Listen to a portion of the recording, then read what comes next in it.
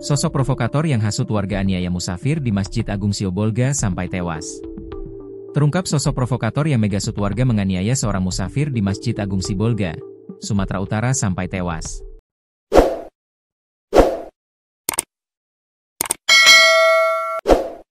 Musafir yang menjadi korban penganiayaan hingga meninggal dunia tersebut bernama Arjuna Tamaraya, 21, warga Kabupaten Simelu, Aceh. Saat peristiwa penganiayaan itu terjadi, Arjuna sedang singgah untuk istirahat di Masjid Agung tersebut sebelum berangkat kerja melaut.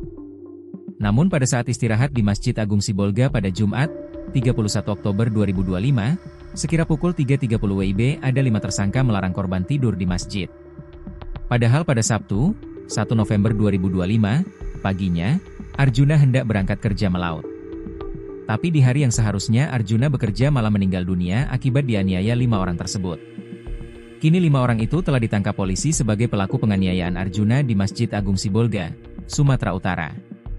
Dikutip dari tribunnews.com, kelima tersangka berinisial ZPA, 57, HBK, 46, dan SSJ, 40, REC, 30, dan CLI, 38. Para tersangka ini melarang korban tidur di masjid dan menyeretnya hingga keluar.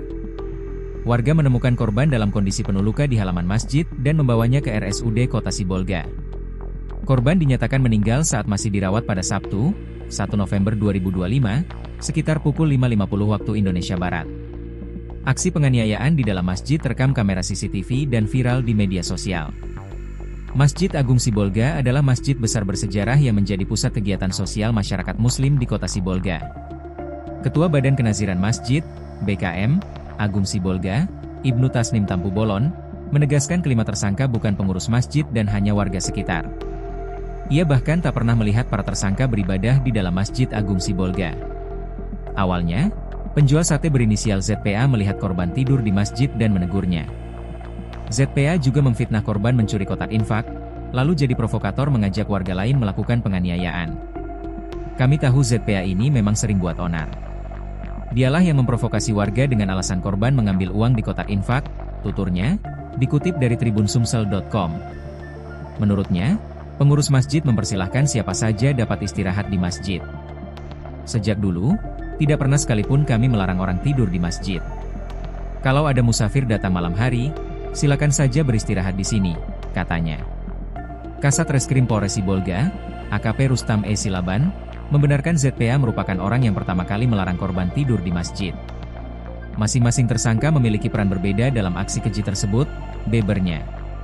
Para tersangka telah ditahan di Mapolres Sibolga dan dapat dijerat pasal 338 subsidiar pasal 170 ayat 3 KUHP tentang pembunuhan atau kekerasan bersama yang mengakibatkan kematian.